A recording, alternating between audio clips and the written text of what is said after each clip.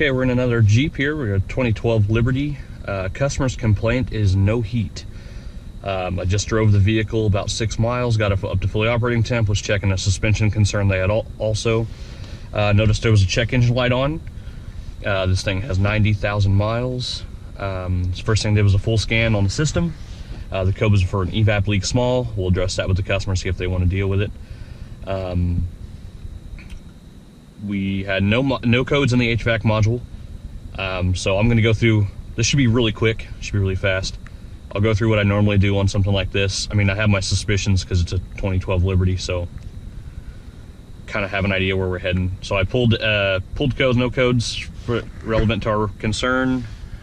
We've got the HVAC module pulled up here on the Autel. We're going to go, I'm looking now, it does register that it's listed as full hot. The main left temp potentiometer, the actual position, and the target position all line up to what they should be. As you move it around, kind of see that everything lines up exactly where it should be versus what it says that I'm putting it. The ambient temp sensor read correctly. If you turn the blower temp up, or the blower speed up,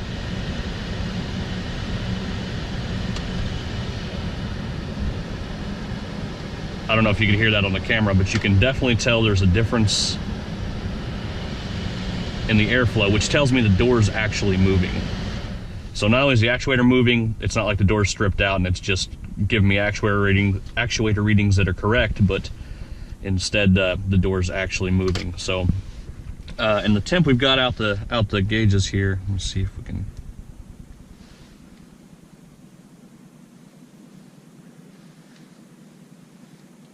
Bring up this is the FLIR ONE.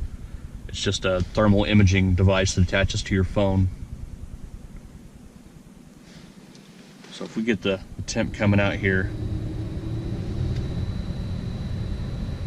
make sure it's all plugged in correctly. We'll see that we've got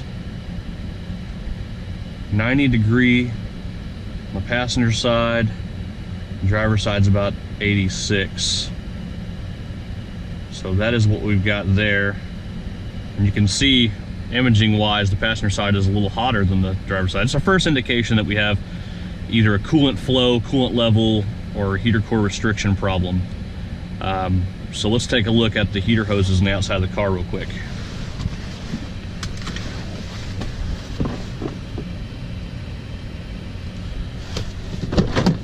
Pop the hood.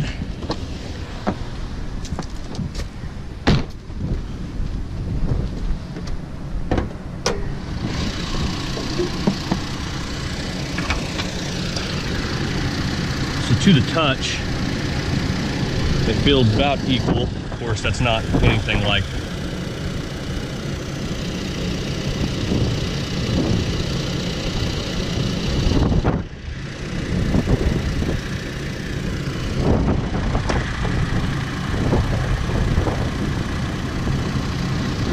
$160,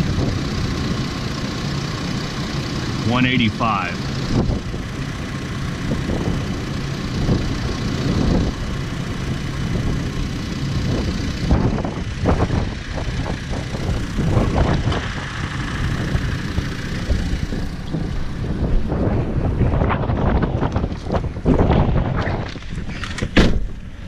It is chilly. All right, so on this Jeep, the inlet heater hose was 185. The outlet heater hose is 160.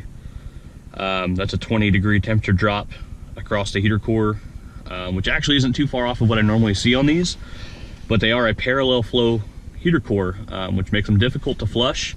We're looking at a heater core restriction on this car is the most likely scenario. We'll probably try to sell them a flush first to see if that will fix it, with probably low success rate. So we're going to make the customer aware of the low success rate on this style of heater core, and we'll kind of go from there. But that was kind of went as how I thought it was going to go, how most of these go. So we checked for relevant codes in the system, as this is a 2012 and most stuff is gone through a module.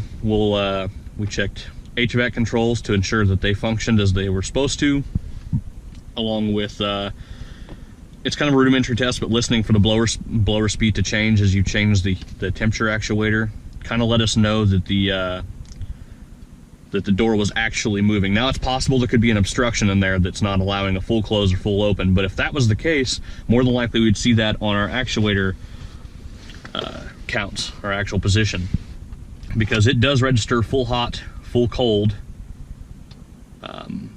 and most positions throughout. So we noticed that the actual and target positions are almost identical. So I highly doubt that there's a restriction inside, unless there's a restriction not messing with the air door, but with the actual air coming out. But I doubt that as we feel good speed of air and volume of air coming out of the vents. Also noticed that there was a temperature difference between the left and right side, which is pretty common on these when the heater core gets clogged. A lot of these come in with either the passenger side or the driver's side. Either or is significantly hotter or colder than the other side. That's the most common complaint with these, and they usually end up just being a clogged heater core. So we will present the information to the customer and allow them to make a decision on what they want to do for repair or attempted repair, and we will go from there. Ensure that your fluid levels are up to spec and that you check for other obvious. A visual inspection will catch a lot of issues sometimes, maybe not with the heater function, but with a lot of other stuff. But that's all I got for you until next video.